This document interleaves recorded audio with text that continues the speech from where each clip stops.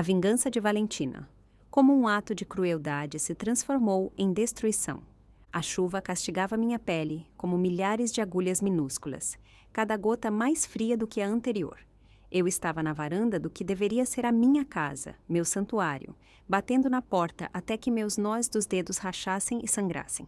Através do vidro fosco, eu podia ver as sombras deles.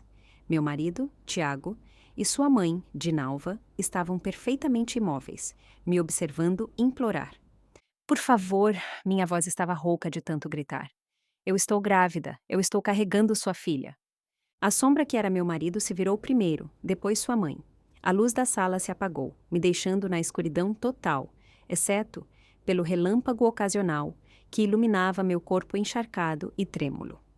Foi naquele momento que eu senti. A primeira cólica, uma pontada, um aviso. Pressionei minha mão contra minha barriga inchada, sentindo nossa filha se mover sob minha palma. E algo em mim não apenas quebrou.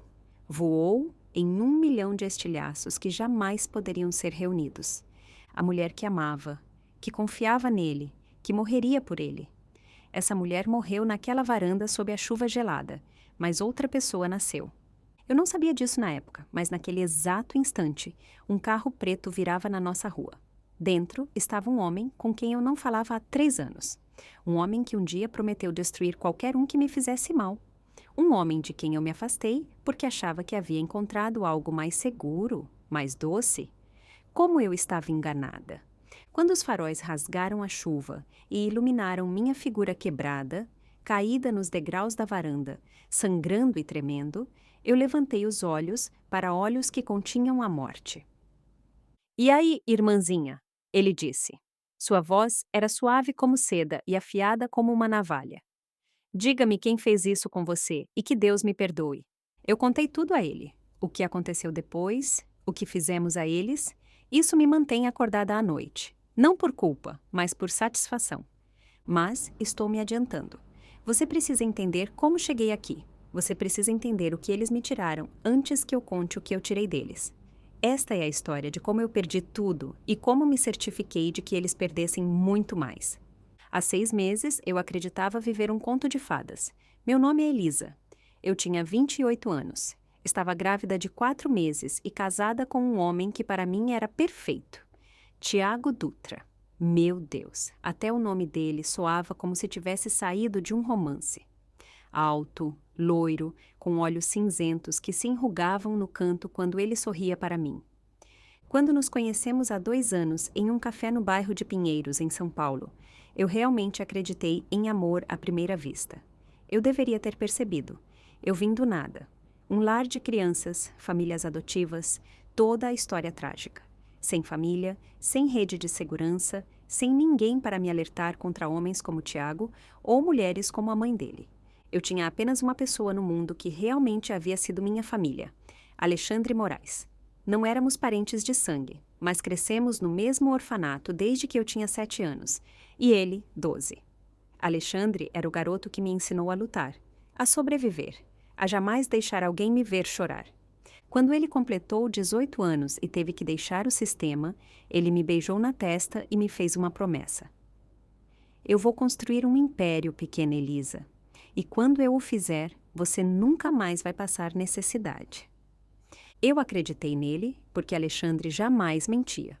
Mas seu império, quando chegou, foi construído sobre alicerces que eu não podia aceitar.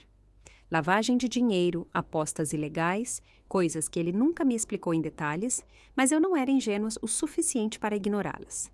Quando ele me encontrou aos 25 anos e me ofereceu um lugar no mundo dele, eu disse não. Eu quero algo limpo. Eu lhe disse. Algo normal, uma vida de verdade.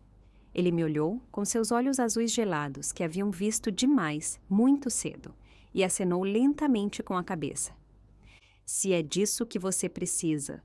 Mas, Elisa, quando o mundo normal te mostrar sua verdadeira face, quando ele te mastigar e cuspir, me ligue. Não importa o quê, não importa quando. Eu prometi que faria, mas nunca pensei que precisaria. Então, eu conheci Tiago. Com seu emprego normal de representante farmacêutico. Sua casa normal no condomínio em Alphaville. Sua vida normal. Ele era tudo o que Alexandre não era. Gentil, seguro, comum. Quando ele me pediu em casamento, após 6 meses, eu disse sim sem hesitar. Eu engravidei depois de 1 ano e pensei que finalmente havia encontrado a família que sempre sonhei. Mas havia uma rachadura no meu quadro perfeito. Dinalva, a mãe de Tiago. Ela era uma viúva que o criou sozinha após a morte do pai dele, quando Tiago tinha 10 anos. Ela morava em uma pequena edícula nos fundos da nossa propriedade. Tiago insistiu, e eu não me opus, porque que tipo de mulher negaria a um homem sua mãe? Mas desde o momento em que me mudei para aquela casa, senti os olhos dela em mim, me julgando, me achando insuficiente. Ela só precisa de tempo para se acostumar com você, dizia Tiago, beijando minha testa. Você é a primeira mulher que eu trago para casa. Ela é protetora. Protetora era um eufemismo. Dinalva criticava tudo. Minha maneira de limpar não era a certa. Minha maneira de cozinhar não era como Tiago gostava. Minha maneira de me vestir era muito provocante, muito relaxada, muito tudo. Quando engravidei, só piorou. Você tem que ter mais cuidado com meu netinho, ela dizia, olhando para minha barriga como se fosse propriedade dela. Nada de café, nada de estresse. Você não deveria trabalhar neste estado. É uma menina, eu dizia baixinho. O ultrassom havia mostrado. Essas coisas erram o tempo todo. Eu sei que é um menino. Uma mãe sabe dessas coisas. Eu trabalhava como designer gráfico freelancer em casa, o que me dava flexibilidade. Mas também significava que eu estava sempre lá, sempre sob o microscópio dela. Tiago viajava a trabalho 3 semanas por mês, me deixando sozinha com os comentários constantes de Dinalva. A chave dela para nossa casa, que ela usava livremente, sua maneira de reorganizar minha cozinha e seus sermões sobre minhas deficiências. Mas eu suportava porque amava Tiago, e porque toda vez que ele voltava, ele me fazia sentir amada. Ele me trazia flores, massageava meus pés inchados, sussurrava para nossa filha na minha barriga o quanto ele a amava. Eu estava tão cega. O começo do fim começou 3 semanas antes daquela noite terrível. Tiago voltou de uma viagem de negócios a Belo Horizonte e algo estava diferente. Ele estava distraído, distante. Parou de me tocar, de perguntar sobre o bebê, de me olhar nos olhos. Tudo bem? Eu perguntei uma noite, enquanto estávamos deitados na cama. O espaço entre nós como um oceano. Claro, só cansado, estresse do trabalho. Mas eu notei outras coisas. Ligações em voz baixa que ele atendia na garagem, a maneira como ele afastava o telefone de mim quando digitava mensagens. O cheiro de perfume na gola da jaqueta, floral, caro, nada a ver com a simples lavanda que eu usava. Quando comentei com Dinalva, procurando a garantia de que eu estava paranoica, ela me lançou um olhar que eu não pude decifrar. Tiago é um bom homem com um trabalho exigente, ela disse secamente. Talvez se você se esforçasse mais na sua aparência, ele não pareceria tão distante. Gravidez não é desculpa para se descuidar. Eu olhei para o meu corpo. A barriga onde nossa filha crescia, os tornozelos inchados, a exaustão marcada no meu rosto. Eu nunca tinha me sentido tão feia, nem tão sozinha. Naquele fim de semana, eu fiz algo de que não me orgulho. Vasculhei o telefone de Tiago enquanto ele estava no banho. O que encontrei gelou meu sangue. Mensagens, centenas delas, para um contato simplesmente salvo como J. Não consigo parar de pensar em BH.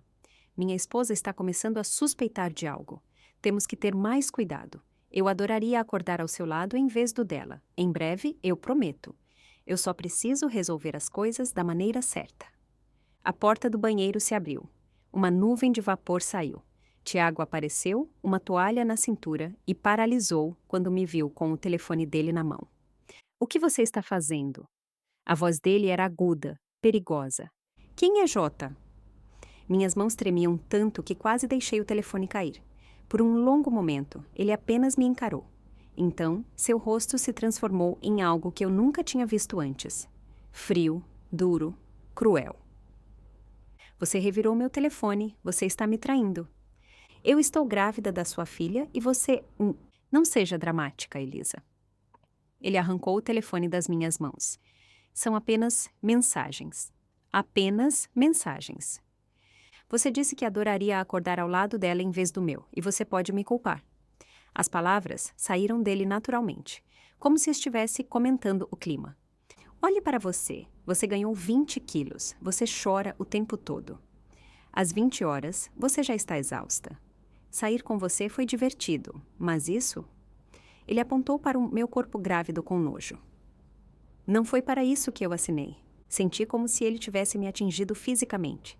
Eu estou esperando sua filha. É isso. Ele inclinou a cabeça, e eu vi a crueldade dançar em seus olhos cinzentos que eu antes amara. Como posso ter certeza? Você não veio do nada, Elisa. Sem família, sem passado. Como eu sei que você não estava transando por aí, procurando alguém para te sustentar? A acusação era tão ultrajante, tão infundada, que eu ri, um som quebrado e histérico. Eu nunca estive com mais ninguém além de você. Você sabe disso. Você foi o primeiro. É o que você diz, ele disse. Mas mulheres mentem. Tiago, por favor. Estendi a mão para tocá-lo, mas ele recuou, como se meu contato pudesse contaminá-lo. O que está acontecendo? Não é você. São os hormônios da gravidez. Você está com medo? Podemos conversar sobre isso? Não quero conversar. Eu quero que você fique fora dos meus assuntos particulares. Ele pegou as chaves e saiu, me deixando parada no nosso quarto, tremendo e chorando, as mãos protetoramente enroladas em volta da minha barriga. Eu deveria ter ligado para Alexandre naquele momento, mas eu ainda esperava que fosse apenas uma loucura passageira, que meu Tiago voltaria, que nossa família pudesse sobreviver a isso. Que idiota eu fui! As 2 semanas seguintes foram uma guerra psicológica, embora eu não a tenha reconhecido na época. Tiago começou a chegar cada vez mais tarde. Parou de dormir na nossa cama, alegando que o quarto de hóspedes era mais silencioso. Parou de perguntar sobre meus exames médicos. Parou de se importar quando eu dizia a ele que nossa filha estava saudável e crescendo. Mas o pior era a Dinalva. Ela intensificou suas críticas até a crueldade. Ela me disse que eu era muito estúpida para ser mãe, que eu arruinaria o neto dela com minha genética de pobre, que Tiago merecia coisa melhor do que o lixo do sistema. Pelo menos quando ele está com Jéssica, ele está com alguém de qualidade. Ela disse uma tarde enquanto eu tentava almoçar, minhas mãos tremendo de raiva e mágoa. Jéssica, você está sabendo dela? Dinalva sorriu, um sorriso lento e venenoso. Claro, fui eu quem os apresentou. Ela é filha do chefe de Tiago. Educada, sofisticada, de boa família, tudo o que você não é. As peças do puzzle se encaixaram. Não era apenas um caso, era um plano. Vocês estão tentando nos separar, eu murmurei. Estou tentando salvar meu filho de um erro. Você foi uma distração divertida, mas agora é um estorvo. E este bebê... Ela olhou para minha barriga com algo que se assemelhava a nojo. Tiago nem a quer. Ele queria que você se livrasse dela, mas você se recusou. Você o prendeu. Não é verdade. Ele disse que queria uma família. Ele disse o que precisava dizer para te manter feliz. Homens fazem isso. Ela se inclinou na minha direção, o hálito dela. É o seguinte, Elisa, você vai embora. Você vai desaparecer, voltar para o esgoto de onde você veio. Você vai ter este bebê sozinha e não vai pedir um centavo a Tiago. Somos casados. Ele tem obrigações legais, que o advogado dele vai contestar a cada passo. Você assinou um contrato de casamento, lembra? Seu sorriso se alargou. E ele contém uma cláusula de infidelidade muito interessante. Se for provado que você foi infiel, você não recebe nada. Nem a casa, nem a pensão, nada. Eu não fui infiel. Você pode provar? Porque eu tenho um jovem muito charmoso, pronto para testemunhar que você teve um caso. Ele tem fotos, datas, recibos de hotel, tudo fabricado, é claro, mas muito convincente. O advogado de Tiago é muito minucioso. Eu olhei para ela, esta mulher que eu tanto tentei agradar, e vi o mal em estado puro me encarando de volta. Por quê? Minha voz estava quebrada. O que eu fiz a você? Você existe. Você abriu caminho na vida do meu filho com sua história chorosa, seus olhos grandes e seu desespero patético por uma família. Você não é boa o suficiente para ele. Nunca foi. Ela me deixou sentada na mesa da cozinha, com meu almoço intacto, meu mundo inteiro desmoronando. Naquela noite, eu tentei falar com Tiago pela última vez. Eu o esperei, vestindo o vestido que ele dizia ser o favorito dele, o cabelo arrumado, o rosto cuidadosamente maquiado para esconder a exaustão e as lágrimas.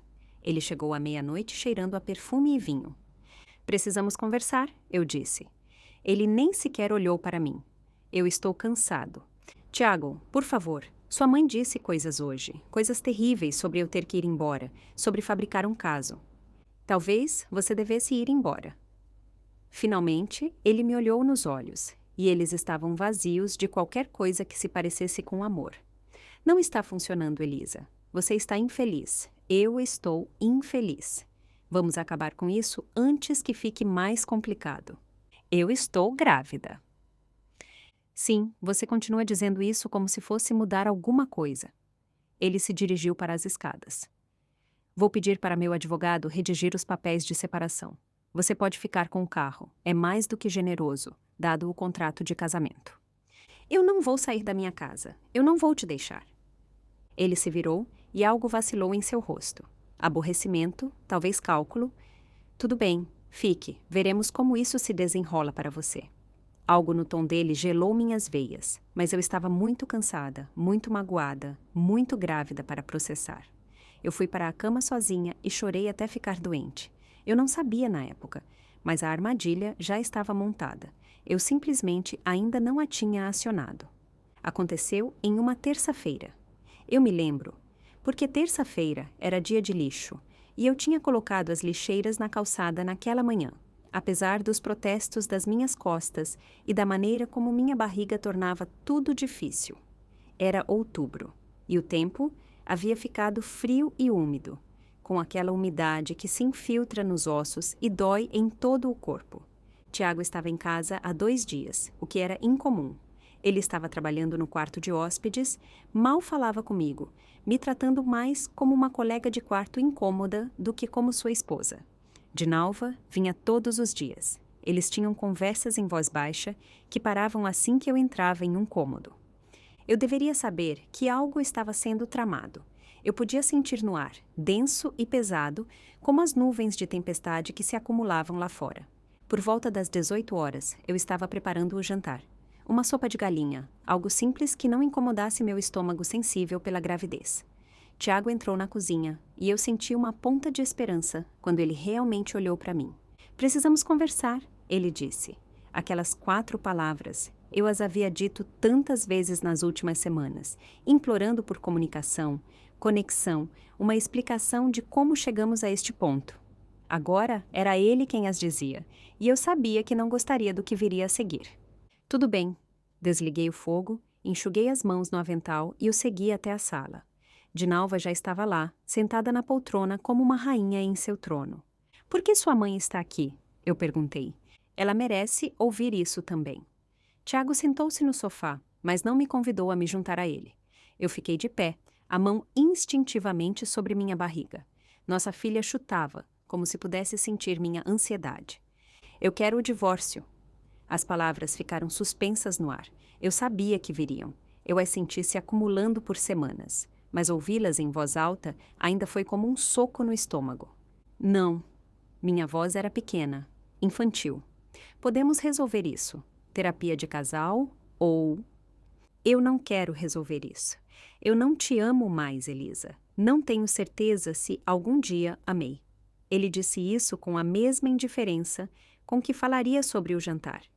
Você era conveniente, acessível, você parecia fácil. Fácil?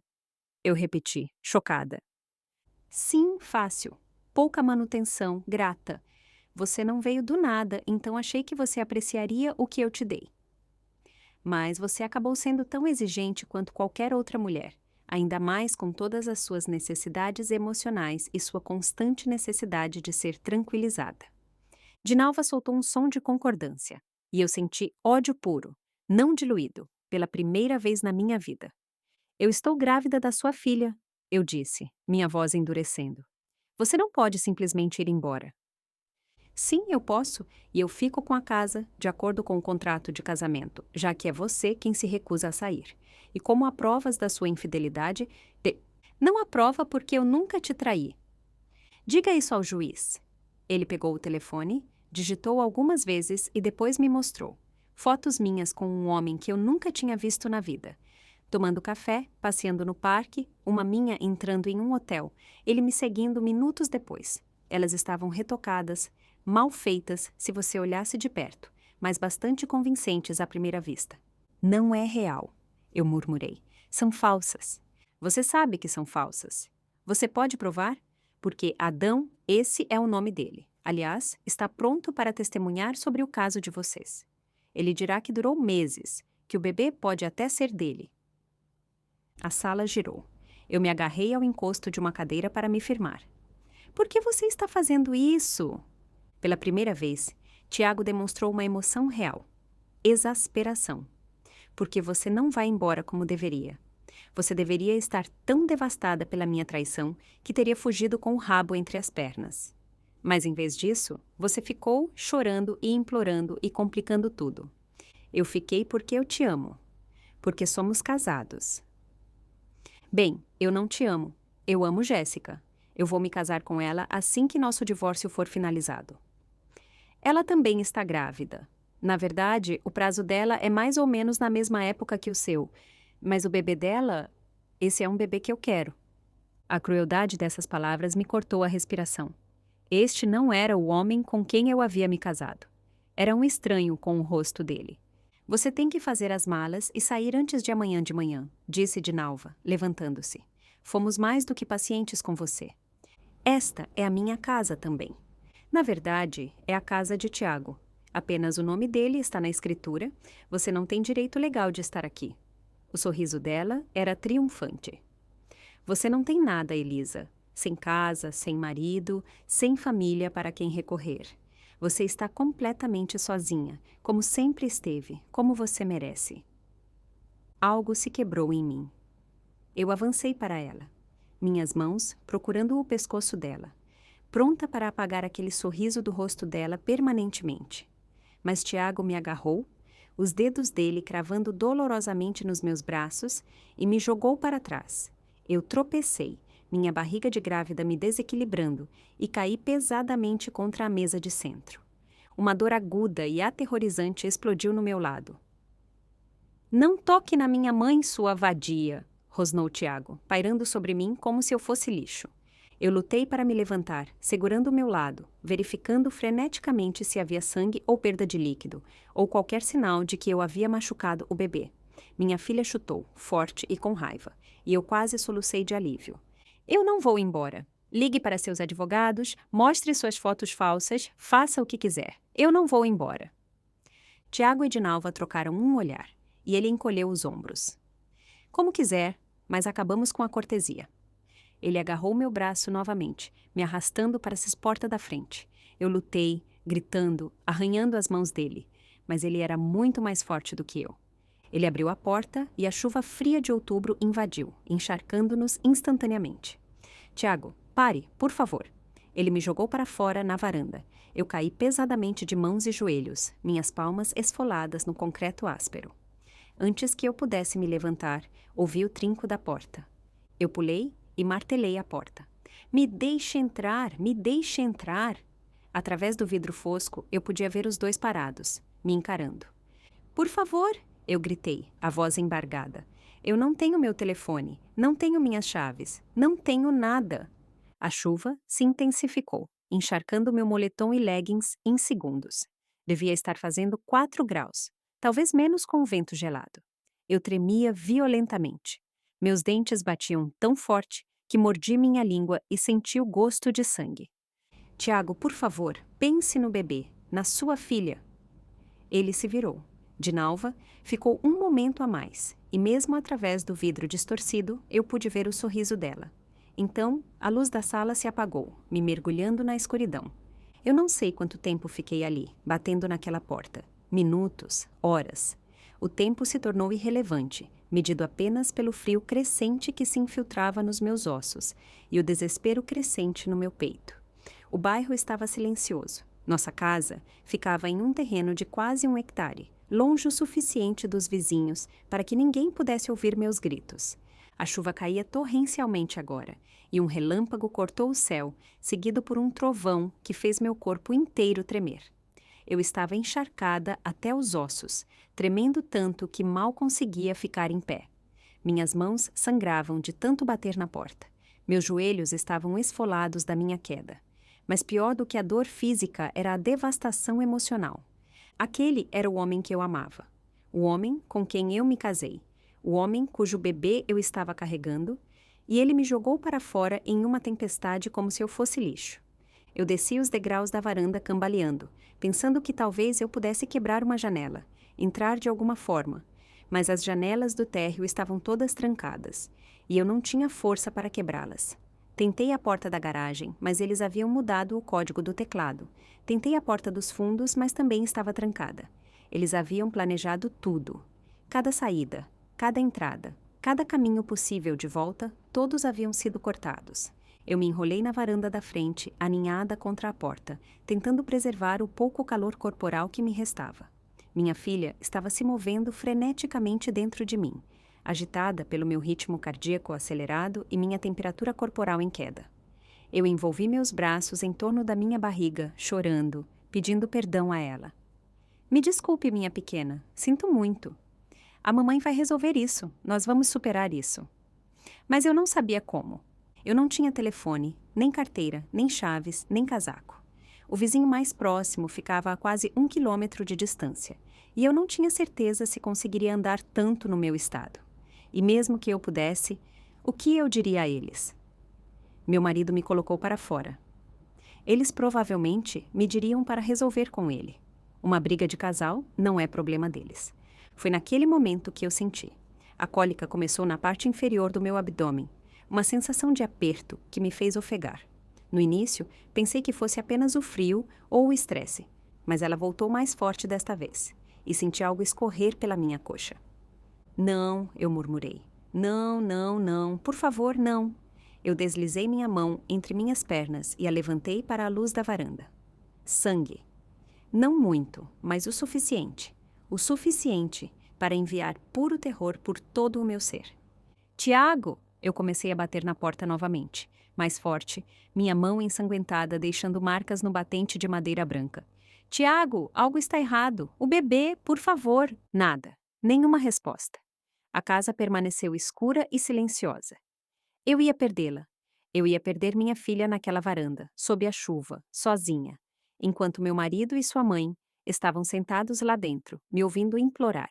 A cólica voltou, mais aguda desta vez, e eu me dobrei, gritando de dor. Não podia acontecer. Eu estava apenas com 6 meses. Ela era muito pequena, era muito cedo. Se eu entrasse em trabalho de parto agora, ela não sobreviveria. Por favor, eu solucei, sem saber mais com quem eu estava falando. Deus, o universo, quem pudesse ouvir. Por favor, não tire meu bebê, é tudo o que eu tenho. Outra cólica e mais sangue. Eu podia sentir agora, quente contra a chuva fria, encharcando minhas leggings. Eu precisava de um hospital. Eu precisava de ajuda. Eu precisava de Alexandre. As palavras dele de 3 anos atrás vieram à minha mente. Quando o mundo normal te mostrar sua verdadeira face, quando ele te mastigar e cuspir, me ligue. Não importa o quê, não importa quando. Mas eu não tinha telefone. Eu não podia ligar para ninguém. Eu ia morrer ali, ou meu bebê, ou ambos. Eu desabei nos degraus da varanda, a chuva me castigando como punição. O frio estava me deixando sonolenta, o que uma parte distante do meu cérebro reconheceu como perigoso. Hipotermia. Eu estava entrando em hipotermia. Fechei os olhos, enrolei os braços em volta da minha barriga e rezei por um milagre que eu não achava que viria. E então eu vi faróis. No início, pensei que estava alucinando. Os faróis rasgaram a chuva como asas de anjo, muito brilhantes para serem reais. Um carro entrou na garagem, uma sedã preta elegante, que parecia custar mais do que eu ganharia em 5 anos, parou no final do caminho. A porta do motorista se abriu e Alexandre Moraes saiu para a chuva. Ele estava exatamente como eu me lembrava, alto e magro, todo ângulos agudos e violência contida. Seus cabelos escuros estavam mais longos agora, puxados para trás de uma maneira que acentuava suas maçãs do rosto, severas, e seus olhos azuis gelados, que não perdiam nada. Ele vestia um terno preto caro que estava sendo encharcado, mas ele não parecia se importar. Ele me olhou, caída na varanda, sangrando, tremendo, quebrada, e seu rosto se transformou em algo aterrorizante. Elisa! Meu nome era um rosnado mal-humano. Ele cobriu a distância entre nós em passos largos, tirando o paletó enquanto caminhava. Em segundos, ele estava de joelhos ao meu lado, enrolando o paletó em volta dos meus ombros. Ainda estava quente com o calor do corpo dele, e eu solucei com a sensação de calor depois de tanto tempo no frio. Quem fez isso? As mãos dele eram gentis enquanto tocavam meu rosto, meus braços, procurando por ferimentos, mas a voz dele prometia assassinato. Como? Eu mal conseguia formar palavras, meus dentes batiam. Como você está aqui? Eu tenho alertas configurados. Seu nome, seu endereço. Um dos meus homens viu que uma ambulância foi enviada para cá há 2 horas e depois cancelada. Eu vim verificar. Os olhos dele desceram para minha barriga, para o sangue nas minhas pernas, e sua mandíbula se apertou tão forte que ouvi seus dentes rangerem. Você está grávida? 6 meses. Há sangue, cólicas, o bebê. Eu estou te levando para um hospital agora. Ele começou a me levantar, mas eu me agarrei ao braço dele. Alexandre, espere. Tiago, a mãe dele, foram eles que fizeram isso. Eles me colocaram para fora. Eles querem que eu perca o bebê. Por um instante, ele permaneceu perfeitamente imóvel. Então, ele olhou para a casa, as janelas escuras, a porta trancada com minhas impressões digitais ensanguentadas. Eles estão lá dentro. A voz dele era suave, mortal. Sim, mas o bebê primeiro. Depois eu cuido deles. Ele me pegou nos braços, como se eu não pesasse nada, me aninhando contra o peito dele. O frio havia me enfraquecido tanto que eu mal conseguia protestar. Eu te peguei, irmãzinha. Ninguém nunca mais vai te machucar. Ele me levou para o carro dele, me colocando gentilmente no banco de trás. Em segundos, ele havia ligado o aquecimento no máximo e estava me enrolando em um cobertor que tirou do porta-malas. Em seguida, ele assumiu o volante e nós saímos disparados, cortando a chuva em direção ao hospital. Eu flutuei entre a consciência e a inconsciência durante a viagem, mas me lembro de fragmentos. Alexandre ao telefone falando em um português rápido e seco com alguém. Os olhos dele encontrando os meus no retrovisor, vendo algo neles que era reconfortante e aterrorizante ao mesmo tempo. A mão dele se estendendo para trás para apertar a minha, quando outra cólica me atingiu e eu gritei. Fique comigo, Elisa, só mais um pouco.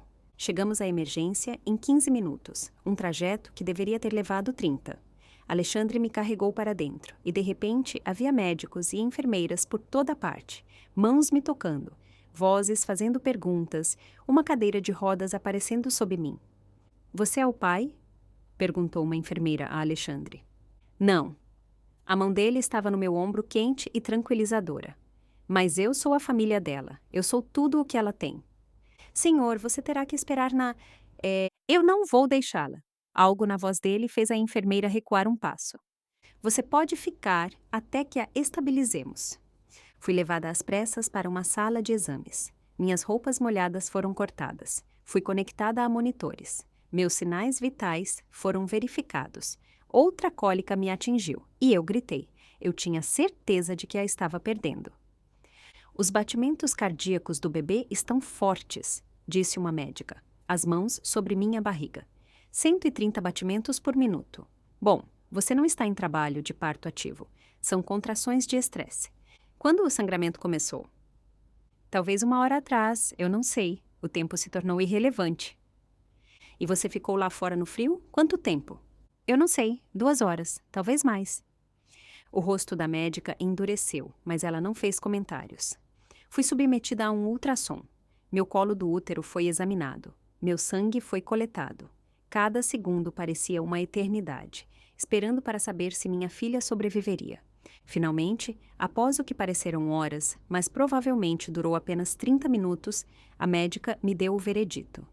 Seu bebê está bem, você está bem. O sangramento foi devido a uma irritação do colo do útero. O estresse e o frio causaram algum sangramento menor, mas nada grave.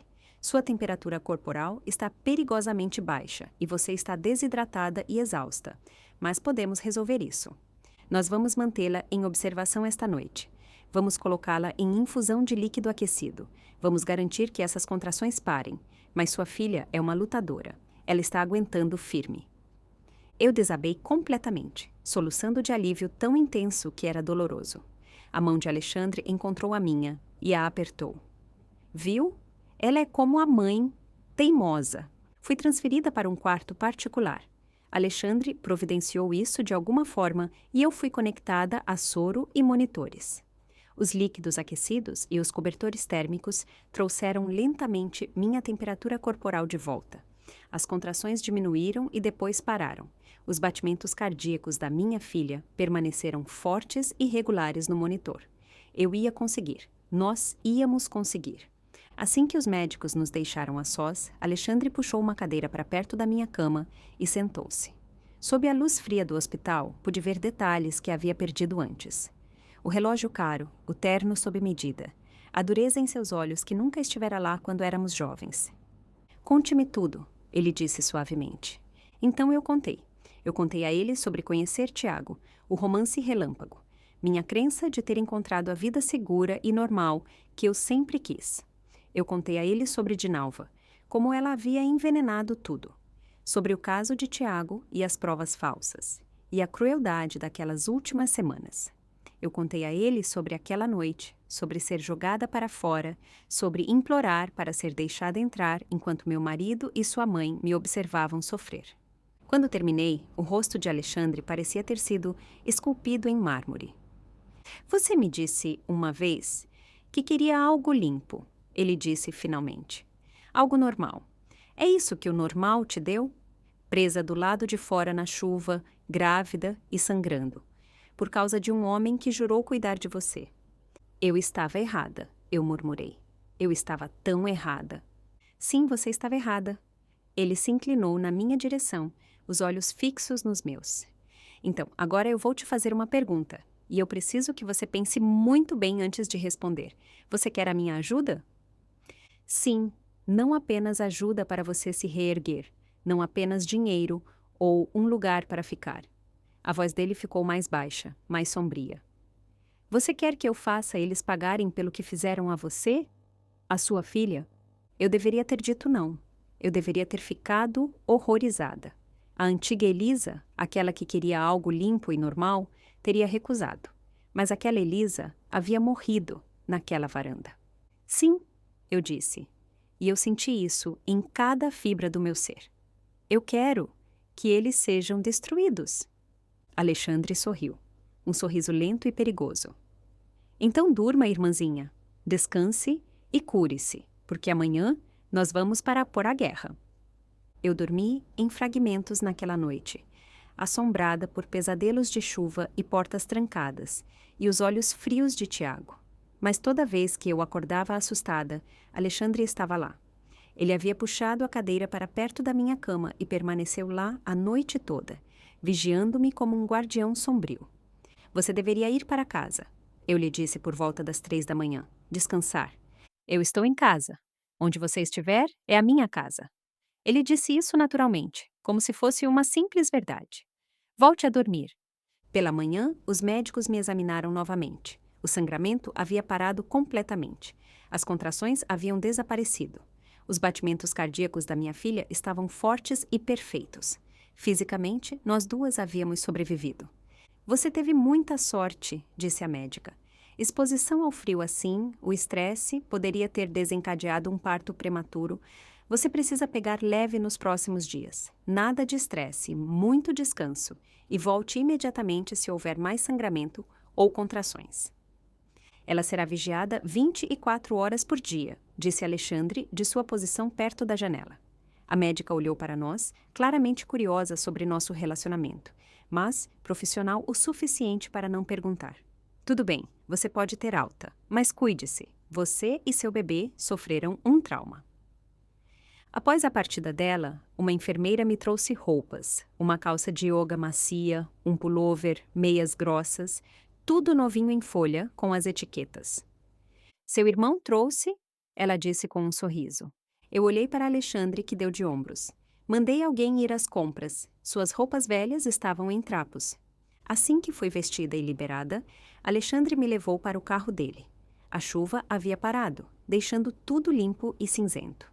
Enquanto ele me ajudava a entrar no banco do passageiro, eu me vi no retrovisor. Eu parecia um fantasma, pálida, machucada, com olhos fundos e assombrados. Meu cabelo estava bagunçado, ainda úmido da chuva. Meus nós dos dedos quebrados estavam enfaixados. Eu parecia exatamente o que eu era, uma mulher que havia sido quebrada. Para onde estamos indo? Perguntei, enquanto Alexandre dava a partida no carro. Para minha casa. Você vai ficar comigo até que resolvamos isso. Eu preciso das minhas coisas da casa. Não, a voz dele era firme. Você não vai se aproximar daquele lugar sem mim, e nós não voltaremos até estarmos prontos para o acerto de contas. Acerto de contas como? Ele me lançou um olhar de soslaio, e eu vi o cálculo em seus olhos azuis gelados. O que você sabe sobre o trabalho do seu marido? Ele é representante farmacêutico, ele ganha bem, ele viaja muito. Para onde ele viaja? Belo Horizonte, Curitiba, principalmente. Às vezes, Porto Alegre, ele mencionou Florianópolis 1 ou 2 vezes.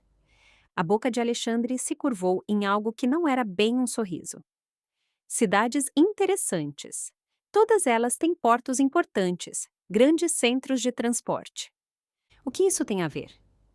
Talvez nada, talvez tudo. Ele pegou o telefone e fez uma ligação, falando em português rápido e seco. Ao longo dos anos, eu havia aprendido o suficiente para entender algumas palavras: investigar, finanças, parceiro. Quando ele desligou, ele me olhou. Eu vou vasculhar a vida de Tiago, o trabalho dele, as finanças dele, os parceiros dele, tudo. Homens que são cruéis com suas esposas muitas vezes têm outros segredos. Você acha que ele está envolvido em algo ilegal? Eu acho que todo mundo tem segredos. Nós só precisamos encontrar os dele. Ele se inclinou e pegou minha mão. Mas isso é apenas uma parte do problema. Elisa, eu preciso saber o que você quer. Vingança assume muitas formas. Você o quer ferido, humilhado, destruído financeiramente ou criminalmente? Eu preciso saber os limites. Eu pensei sobre isso. Pensei muito. Em Tiago me jogando para fora na chuva, no sorriso triunfante de Dinalva, no terror de pensar que eu estava perdendo meu bebê, enquanto eles estavam lá dentro, aquecidos e seguros, sem se importar comigo. Eu quero que ele perca tudo, eu disse lentamente. Eu quero que ele sinta o medo que eu senti, a impotência. Eu quero que Tiago perca o emprego, a namorada, o futuro. Eu quero que Dinalva veja seu precioso filho desmoronar. Eu quero que os dois saibam que fui eu quem fez isso e que eles mereceram. Tudo bem. Alexandre acenou com a cabeça. Podemos fazer isso, mas tem que ser feito de forma inteligente. Legalmente, se possível. Eu não vou deixar você se envolver em nada que possa te prejudicar ou te afastar da sua filha. Eu pensei que você não era exatamente legal ultimamente. Ele sorriu. Um sorriso de verdade. Desta vez. Eu diversifiquei. Sim, eu tenho interesses comerciais que estão na zona cinzenta, mas também tenho participações legítimas, imóveis, investimentos, uma empresa de consultoria de segurança. Eu aprendi que a melhor vingança é aquela pela qual você não pode ser processado. Nós dirigimos por mais 20 minutos, deixando a periferia e entrando em uma parte da cidade que eu raramente visitava, onde antigos armazéns industriais haviam sido transformados em lofts, onde os restaurantes tinham nomes franceses e italianos, onde o dinheiro sussurrava em vez de gritar. O prédio de Alexandre era uma antiga fábrica têxtil reformada, toda em tijolo aparente, e janelas imensas. Pegamos um elevador privado até o último andar, que abria diretamente para o loft dele. Era de tirar o fôlego. Tetos de 6 metros, janelas panorâmicas com vista para o rio, móveis minimalistas que provavelmente custavam mais do que meu carro. Mas também parecia claramente habitado. Livros nas prateleiras, um laptop aberto na mesa de jantar, uma xícara de café perto da pia. O quarto de hóspedes fica por ali, disse Alexandre, apontando para um corredor. Tem seu próprio banheiro, vou mandar buscar mais roupas para você. Sinta-se em casa. Eu me virei para encará-lo. Por que você está fazendo isso? Ele me olhou por um longo momento. Você é a única família que eu já tive, a única pessoa que me viu como algo além de um problema para gerenciar ou uma arma para usar. Quando éramos crianças e eu me metia em brigas, era você quem cuidava dos meus ferimentos. Quando eu completei a maioridade e não tinha para onde ir, você chorou como se eu fosse morrer. Você é minha irmã, em todos os sentidos da palavra. Você realmente acreditou que eu deixaria alguém te machucar e não faria nada? As lágrimas vieram aos meus olhos. Eu não deveria ter te afastado. Você precisava encontrar sua própria voz, eu entendi. Mas agora você sabe, o mundo normal, o mundo seguro, é tão cruel quanto o mundo em que eu vivo. A única diferença é que eu sou honesto sobre quem eu sou. Ele me abraçou, com cuidado com minha barriga, e eu me permiti chorar contra o peito dele. Pela primeira vez, desde o início deste pesadelo, eu me senti segura. Descanse hoje, ele disse quando eu finalmente me afastei. Amanhã, começamos a planejar. E Elisa, eu te prometo isto. Antes de terminarmos, Tiago Dutra e sua megera de mãe desejarão nunca ter te conhecido. 3 dias depois, eu estava sentada na mesa de jantar de Alexandre, cercada por papéis, fotografias e um laptop, olhando as provas da vida dupla do meu marido. Alexandre havia sido minucioso. Ele usou pessoas sobre as quais eu não perguntei e usou recursos que eu fingi não ver. O quadro que surgiu era chocante. Tiago Dutra não era apenas um representante farmacêutico. Ele era um traficante de remédios. O trabalho farmacêutico era real, mas era uma fachada.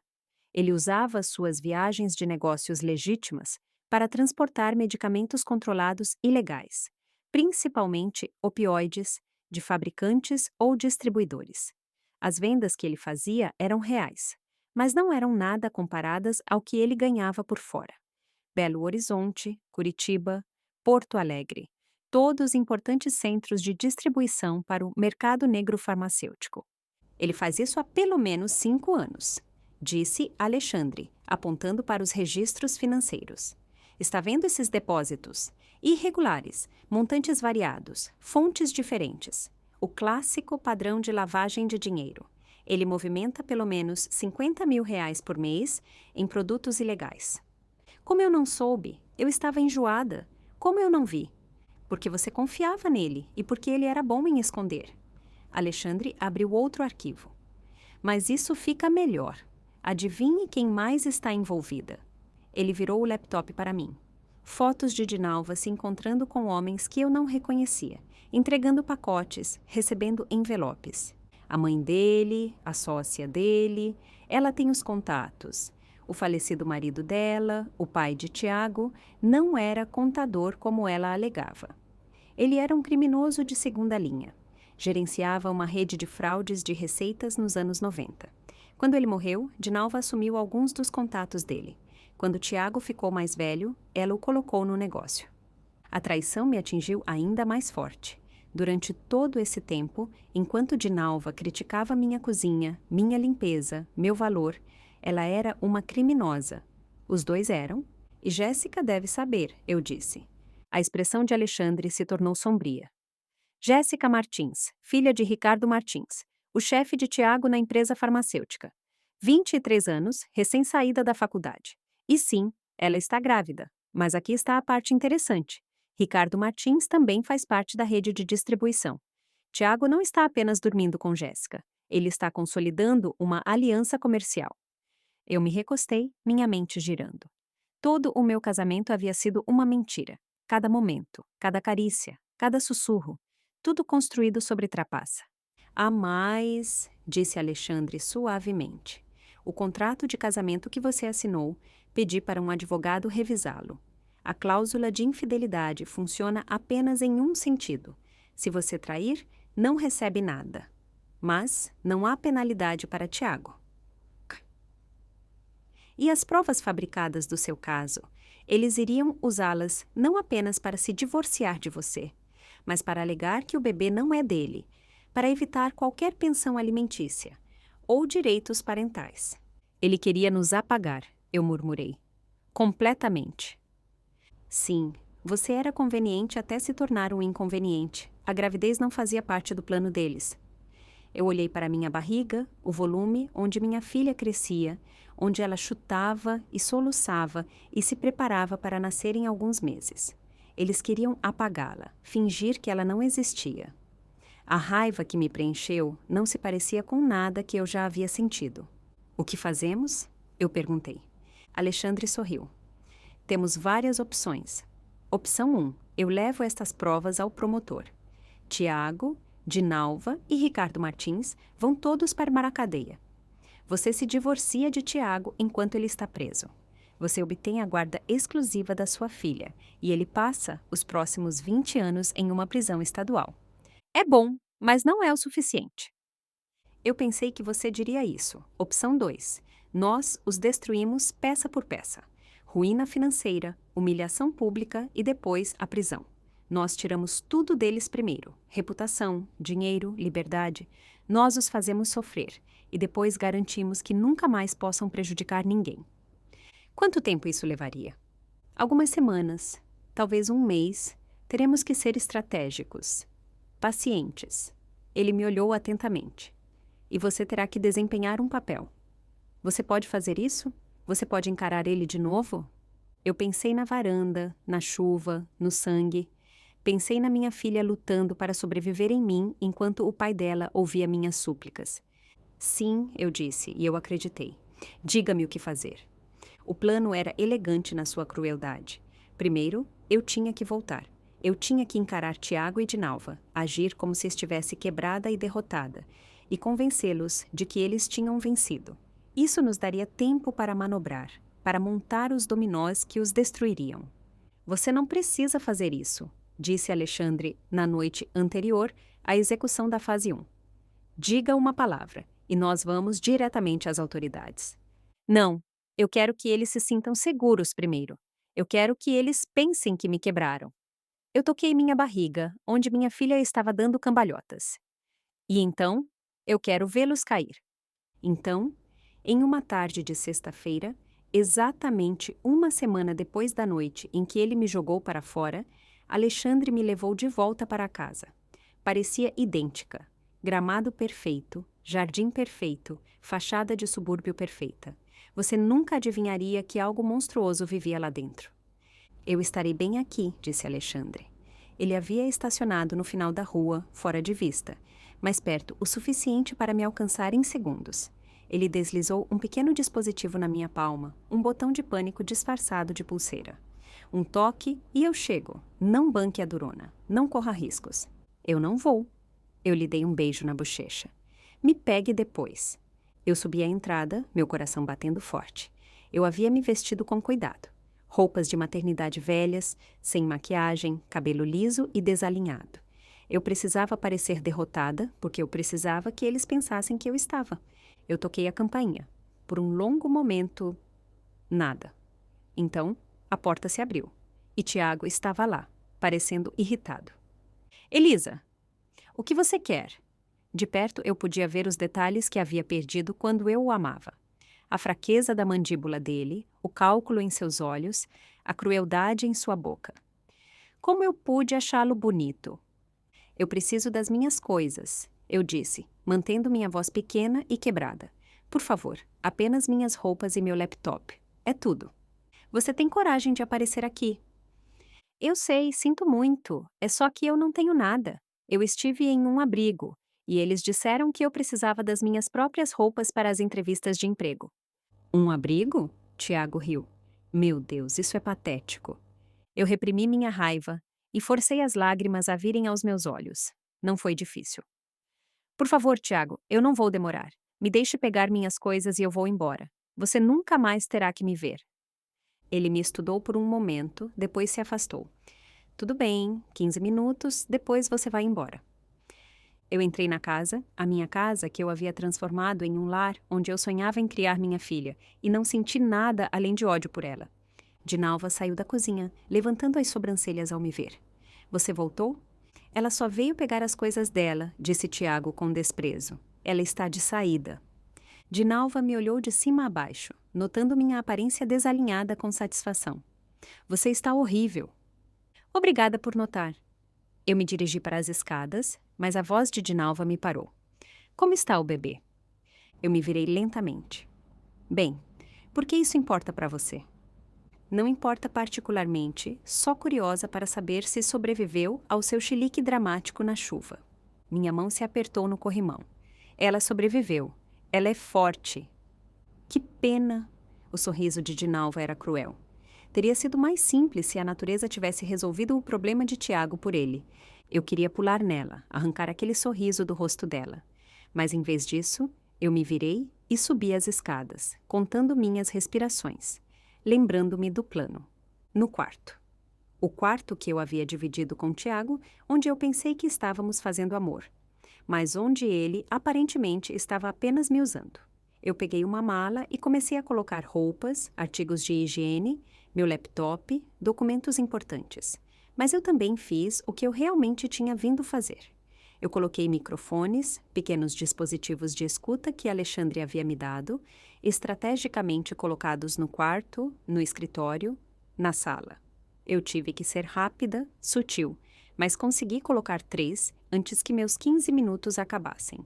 Eu também peguei arquivos do escritório de Tiago, cópias de seus registros comerciais, extratos financeiros, tudo o que pudesse ser útil. Eu os deslizei para ter a bolsa do meu laptop e os cobri com um suéter. Quando desci, arrastando a mala, Tiago estava ao telefone. Ele levantou um dedo, me fazendo esperar como uma serva. Diga a Jéssica que estarei lá amanhã. Sim, o velho problema está sendo resolvido. Ela está nos dando tudo. Assim que ela assinar os papéis, estaremos livres. Ele me lançou um olhar desdenhoso. Ele desligou e se virou para mim. Meu advogado entrará em contato com você sobre o divórcio. Você assinará, renunciará a todos os seus direitos sobre a propriedade e a pensão alimentícia. E estaremos quites. E o bebê? E quanto a ela? Isso é problema seu. Eu vou renunciar aos direitos de paternidade. O teste de DNA provará que ela não é minha. O teste fabricado parte do plano deles para apagar minha filha da existência. Tudo bem, eu disse suavemente. Ele piscou, surpreso. Tudo bem? É isso? O que mais posso dizer? Você está certo. Eu não tenho nada. Eu não tenho como lutar contra você. Eu deixei minha voz falhar. Eu só quero que acabe. Tiago e Dinalva trocaram um olhar, e eu vi a satisfação florescer em seus rostos. Bom, disse Dinalva, já era hora de você aceitar a realidade.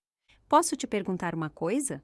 Eu olhei para Tiago, canalizando cada grama de mágoa e traição que eu sentia. Você me amou alguma vez? Mesmo que um pouquinho? Por um instante, algo quase como desconforto passou pelo rosto dele, mas então ele encolheu os ombros. Isso importa? Acho que não. Eu peguei minha mala. Adeus, Tiago. Espere. Ele tirou um envelope do bolso. Os papéis do divórcio. Assine-os, autentique-os. Mande-os de volta em 1 semana. Se você não fizer, meus advogados vão tornar sua vida muito difícil. Eu peguei o envelope, minhas mãos tremendo. Eu farei. Bom, ele abriu a porta. Não volte aqui, Elisa. Você estará invadindo propriedade privada. Se você o fizer, eu ligo para a polícia. Eu saí. Desci os degraus da varanda onde eu havia sangrado e implorado. Desci a entrada onde Alexandre havia me encontrado. Eu não olhei para trás. O carro de Alexandre apareceu em segundos. Eu entrei. E assim que a porta se fechou, comecei a rir. Uma risada selvagem, ligeiramente histérica, que fez Alexandre me olhar com preocupação. Tudo bem? Eu tenho tudo. Eu ofeguei entre as risadas.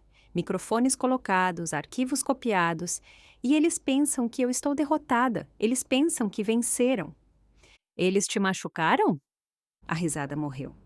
Apenas com palavras. Mas Alexandre, Dinalva disse que desejava que meu bebê morresse. Ela disse que teria sido mais simples. As mãos dele se apertaram no volante. Então não mostraremos misericórdia, nenhuma. Yak, onları temelerini kadar. Nas 3 semanas seguintes, Alexandre e eu ouvimos horas de gravação dos microfones que eu havia colocado. Ouvimos Tiago ao telefone com seus distribuidores. Ouvimos Dinalva coordenando os envios. Ouvimos eles celebrarem a vitória deles sobre mim, rindo da maneira como ele me havia quebrado. E nós reunimos provas, tantas provas, mas ainda não agimos, porque o plano exigia um timing perfeito. Enquanto esperávamos, Alexandre cuidou de mim. Ele garantiu que eu comesse, que eu descansasse, que eu fosse aos meus exames pré-natais. Ele transformou o quarto de hóspedes dele em um quarto de bebê, enchendo-o com coisas que eu ainda não havia ousado comprar eu mesma. Um berço, uma cômoda de trocar fraldas, roupinhas minúsculas, cobertores e brinquedos. Você está montando o ninho? Eu lhe disse, uma tarde, observando-o montar uma poltrona de balanço com intensa concentração. Bem, alguém tem que fazer. Você está muito ocupada tramando vingança. Ele levantou os olhos e sorriu. Além disso, eu vou ser o tio Alexandre. Eu preciso me preparar. Você vai estragá-la. Absolutamente. É o meu trabalho. A normalidade desses momentos, a domesticidade tranquila de preparar para minha filha enquanto planejávamos destruir o pai dela, deveria ter parecido estranha. Em vez disso, parecia certo. Era família, não o conto de fadas que eu tentei forçar com Tiago, mas algo real, sólido e merecido. Minha filha parecia concordar. Ela estava ativa e saudável, crescendo como esperado. Às vezes, eu me sentava no quarto que Alexandre havia criado e conversava com ela, contando a ela sobre o mundo em que ela nasceria, sobre o tio que já a amava, como ficaríamos bem sem o pai dela. Mas à noite, eu voltava para as gravações e os arquivos e alimentava minha raiva. Finalmente, após 3 semanas de preparação, tudo estava pronto. Amanhã, disse Alexandre, começamos a fase final. A fase 1 foi financeira. Alexandre tinha contatos em todos os lugares, inclusive no setor bancário. Usando as provas que havíamos reunido, a prova da lavagem de dinheiro de Tiago, os depósitos inexplicados, as empresas de fachada, nós acionamos uma investigação de fraude. Na manhã de segunda-feira, todas as contas bancárias de Tiago foram congeladas, pendentes de revisão. Ouvimos o chilique dele pelo microfone em seu escritório. Como assim congeladas? A voz dele estava em pânico. Eu tenho que pagar a hipoteca. Eu tenho que... Eles não podem simplesmente congelar minhas contas sem aviso prévio. Ouvimos ele ligar para advogados, seu banco, Ricardo Martins. Todos lhe deram a mesma resposta. Investigação da Polícia Federal. Nada que ele pudesse fazer. Isso poderia levar semanas para ser resolvido. A fase 2 foi profissional. Denúncias anônimas foram enviadas ao empregador de Tiago, a empresa farmacêutica legítima, sobre irregularidades em seus relatórios de vendas, viagens que não correspondiam ao seu itinerário, estoque que desaparecia. Nada diretamente ilegal ainda. Apenas o suficiente para acionar uma auditoria interna. Na quarta-feira, Tiago foi suspenso, pendente de revisão. Ouvimos ele contar para Dinalva. A voz tremia de raiva e medo. Eles estão auditando tudo, cada viagem, cada venda, cada nota de despesa. Eles não vão encontrar mãe, disse Dinalva, mas ela parecia incerta. Nós fomos cuidadosos. É isso porque alguém está me mirando. O banco, agora isso, não é coincidência. Você acha que é a Elisa? Elisa? Tiago riu amargamente. Ela provavelmente está dormindo em um esgoto em algum lugar. Ela não conseguiria organizar isso nem se tentasse. Oh, a satisfação de ouvir isso, de saber que ele não tinha ideia do que o esperava. A fase 3 foi pessoal. Alexandre fez com que Tiago fosse monitorado, rastreado, tudo documentado. Agora tínhamos fotos. Tiago e Jéssica juntos, se beijando, a mão dele na barriga de grávida dela, entrando em hotéis em plena luz do dia. Essas fotos foram parar nas mãos da mãe de Jéssica. Dona Martins, ao que parece, não tinha ideia de que sua filha estava saindo com um homem casado. Ela certamente não sabia que Jéssica estava grávida dele, e ela absolutamente não sabia que o marido dela, Ricardo, estava envolvido em atividades ilegais com Tiago. A explosão foi espetacular. Não a ouvimos diretamente, sem microfone na casa deles, mas ouvimos as consequências, quando Ricardo foi até a casa de Tiago furioso. Minha esposa está pedindo o divórcio. Ela vai levar tudo e ela está ameaçando ir à polícia por causa de... Ele baixou a voz, mas nossos microfones captaram mesmo assim. Por causa do negócio. Ela sabe, Tiago. De alguma forma, ela sabe. Jéssica contou a ela. Ela estava chorando, chateada por você ser casado, e tudo saiu. A gravidez, as promessas que você fez a ela, tudo. E minha esposa começou a fazer perguntas. a revirar as coisas, e agora tudo está desmoronando. E Jéssica? E quanto a ela? Ela tem 23 anos e está grávida de um homem casado que está sob investigação policial. A vida dela está arruinada. Meu casamento está arruinado. E se não descobrirmos uma maneira de conter isso? Eu vou resolver isso, disse Tiago, mas ele parecia desesperado. Nós só precisamos ser inteligentes sobre isso. Inteligente? É isso que você chama de inteligente? Suas contas estão congeladas. Você está suspenso do trabalho. Minha esposa sabe de tudo. Ela não sabe de tudo. Ela sabe sobre o caso. Ela não sabe sobre os envios. O verdadeiro negócio, ainda não. Ainda não. Eles discutiram por mais 1 hora. O pânico crescendo. Ambos tentando descobrir quem estava atacando eles e como parar. Nem uma única vez eles suspeitaram de mim. A fase 4 foi legal. Usando as provas que havíamos reunido, os advogados de Alexandre entraram com um pedido de divórcio em meu nome. Não um divórcio simples e tranquilo, mas um divórcio litigioso, citando abandono, crueldade e infidelidade. Incluímos os relatórios médicos da noite em que fui hospitalizada, com notas detalhadas sobre a exposição ao frio e as contrações induzidas por estresse. Incluímos fotos da porta trancada com minhas impressões digitais ensanguentadas. Incluímos depoimentos de vizinhos que me ouviram gritar. E exigimos guarda exclusiva, pensão alimentícia, uma compensação compensatória e metade de todos os bens conjugais.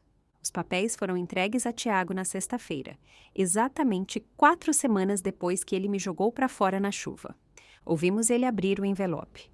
Ouvimos os longos silêncios enquanto ele lia. Então, ouvimos a explosão. Essa vadia! Ela está me processando por abandono, por crueldade. Ela está pedindo metade de tudo. Deixe-a pedir, disse Dinalva friamente. Com o contrato de casamento e as provas do caso dela, ela não vai conseguir 1 centavo. Mãe, minhas contas estão congeladas. Eu não consigo pagar os advogados. Eu não consigo pagar nada. Então use os fundos de reserva. Que fundos de reserva? Está tudo imobilizado em... Ele parou. A não ser as contas no exterior. As do negócio. Se eu tocar nisso, a investigação pode... Você tem outra escolha? Silêncio. Eu vou ligar para o advogado.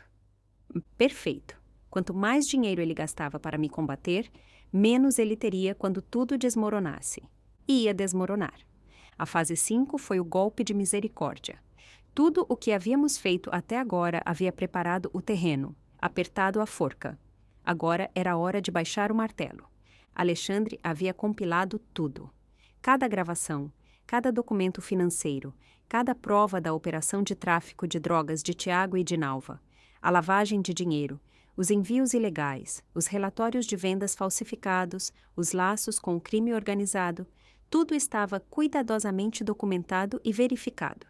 Tínhamos 2 opções para quem receberia este pacote: o Ministério Público ou a Polícia Federal. Alexandre sugeriu entregar aos 2. Redundância, ele disse com um sorriso frio. Apenas no caso de uma agência ser mais lenta do que a outra. Mas eu queria mais uma coisa primeiro. Um último toque final.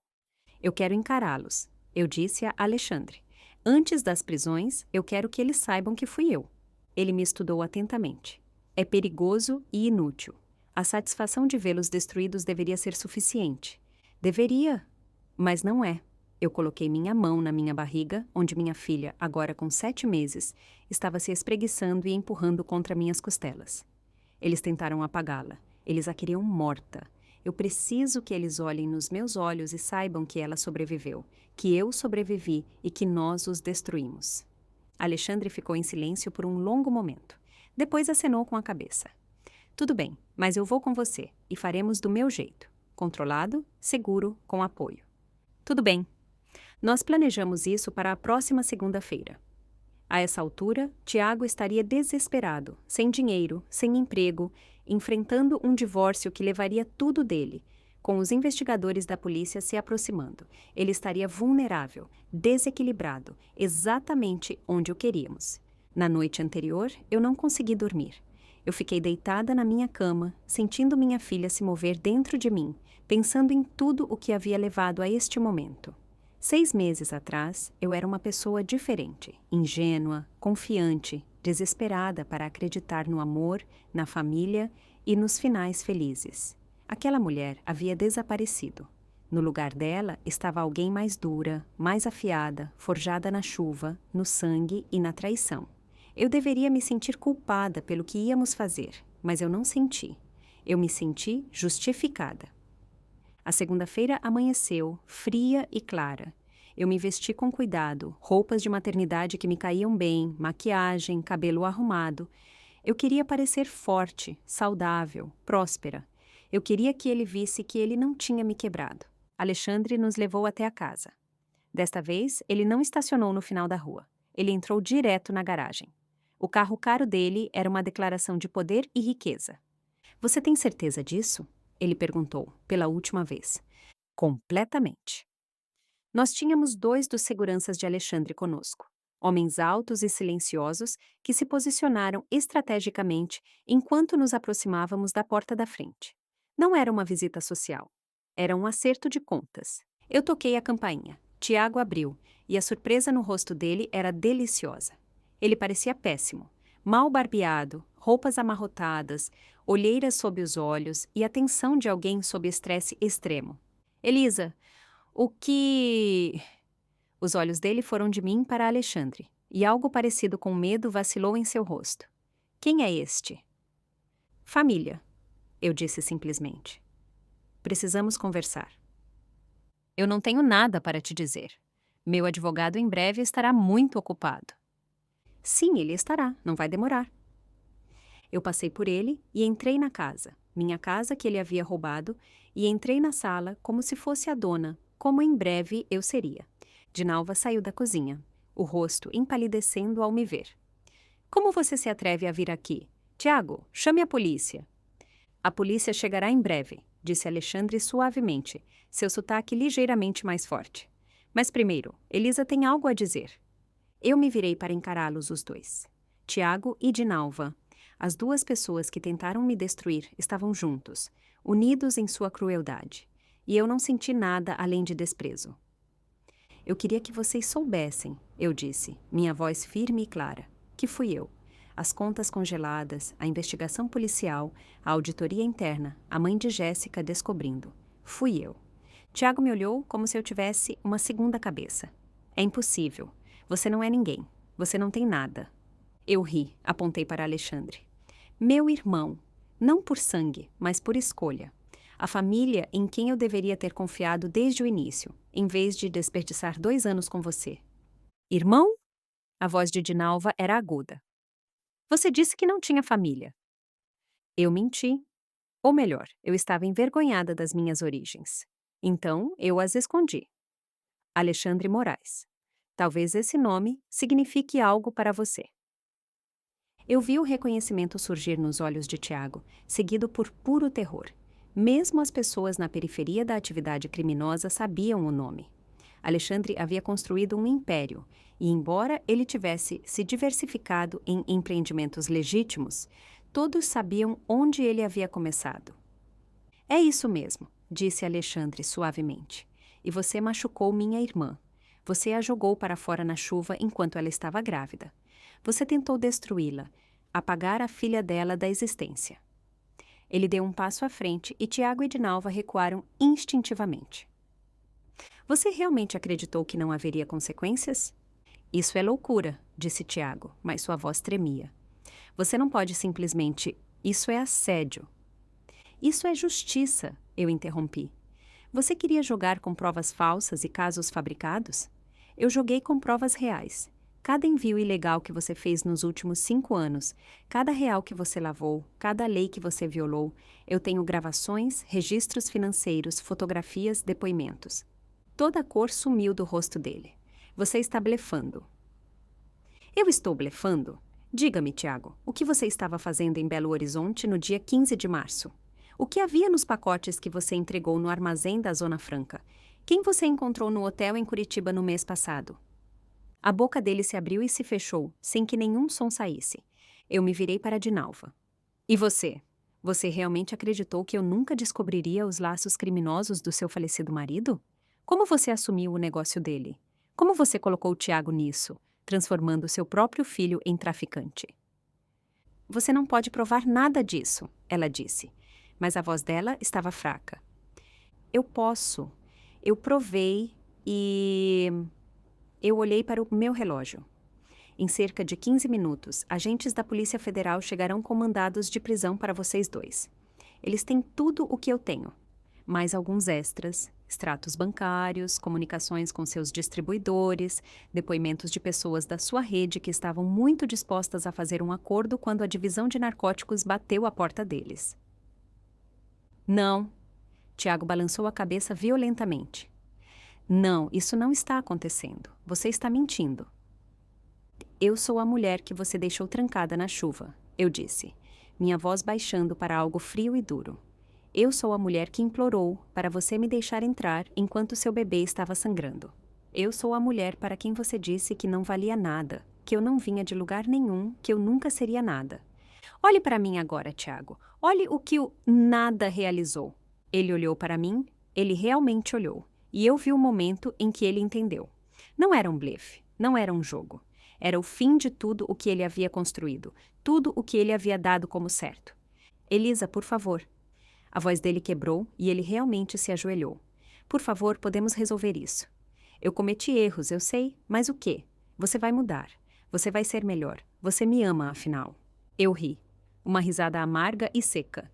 Guarde isso. Eu não quero suas desculpas. Eu quero que você sinta o que eu senti naquela noite. Impotente, aterrorizada, completamente sozinha. E Jéssica? Tentou Dinalva, agarrando-se a um fio de esperança. Ela também está grávida do filho de Tiago. Você destruiria o futuro daquele bebê apenas por vingança? Jéssica tem 23 anos e ela foi cúmplice de um caso com um homem casado. Ela fez suas escolhas, mas o bebê dela, eu suavizei um pouco. O bebê dela é inocente, assim como o meu. É por isso que as provas que eu forneci à polícia não a incluem. Ela enfrentará consequências sociais, é claro, mas ela não irá para uma cadeia. Ao contrário de vocês dois, ponto, ponto, ponto, ponto. Sua vadia miserável, sibilou Dinalva, a máscara finalmente caindo completamente. Pequena vadia miserável, ingrata e vingativa. Nós te demos tudo. Você não me deu nada além de dor. Eu a cortei. Você me criticou, me diminuiu, me fez sentir inútil todos os dias. E quando eu precisei de ajuda, quando eu estava sangrando e aterrorizada, você olhou pela janela e sorriu. Então não, Dinalva, você não pode bancar a vítima agora. Sirenes soaram ao longe, se aproximando. A cabeça de Tiago se levantou bruscamente.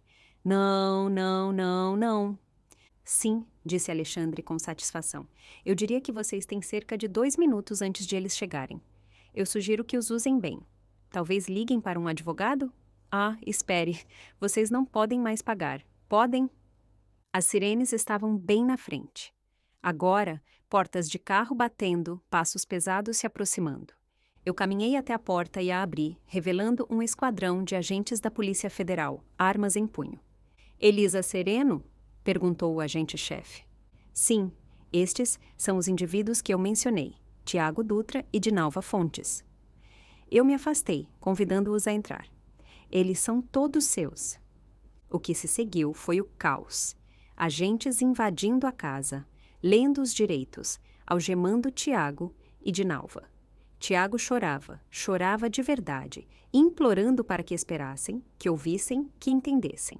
Dinalva estava silenciosa, me encarando com ódio puro. Embora ela me odiasse, o ódio não importava quando se está diante de 20 anos de prisão. Enquanto o levavam, Tiago tentou uma última vez. Elisa, por favor, pense na nossa filha. Não a deixe crescer sabendo que o pai dela está na prisão. Eu parei na frente dele, forçando-o a olhar nos meus olhos. Nossa filha crescerá sabendo que o pai dela era um criminoso que tentou apagar a existência dela. Ela crescerá sabendo que a mãe dela era forte o suficiente para se defender. E ela crescerá cercada por uma família que a ama de verdade, tio Alexandre, e quem eu escolher trazer para as nossas vidas. Mas você será um aviso, nada mais. O rosto dele se desfez e os agentes o levaram. Dinalva parou enquanto a conduziam por mim. Não acabou. Acabou? Eu disse suavemente. Você simplesmente ainda não aceitou. Eles a levaram, a colocaram em uma viatura policial e foram embora. Eu fiquei no limiar da casa que havia sido minha prisão, observando-os desaparecer, e me senti vazia. Não satisfeita, não triunfante, apenas oca. A mão de Alexandre pousou no meu ombro. Tudo bem? Eu não sei, eu admiti. Eu pensei que me sentiria melhor vendo eles serem presos, sabendo que eles vão para a cadeia. Eu pensei que isso consertaria algo em mim. Vingança raramente faz isso, mas a justiça... Ele me virou para encará-lo. A justiça te dá um desfecho, a capacidade de seguir em frente. Eles não podem mais te machucar. Elisa, você está livre. Livre? Eu estava? Ou eu simplesmente havia trocado uma prisão por outra, esta feita de raiva e amargura, em vez de amor e confiança? Como se sentisse minha confusão, minha filha deu um chute forte contra minhas costelas. Eu pressionei minha mão contra minha barriga, sentindo-a se mover, e algo se estabeleceu em mim. Eu não estava presa, e eu não havia feito isso por vingança. Não realmente. Eu fiz isso por ela, para garantir que ela cresceria em um mundo onde o pai dela não pudesse machucá-la, onde a avó dela não pudesse envenená-la, onde a justiça realmente significava algo. Vamos para casa, eu disse a Alexandre. Nós deixamos a casa, deixamos os agentes revirá-la, encontrar todas as outras provas que eles precisavam. Eu não me importava mais com o prédio, nunca havia sido um lar. Lar era onde minha filha e eu estávamos seguras, e por enquanto era com Alexandre.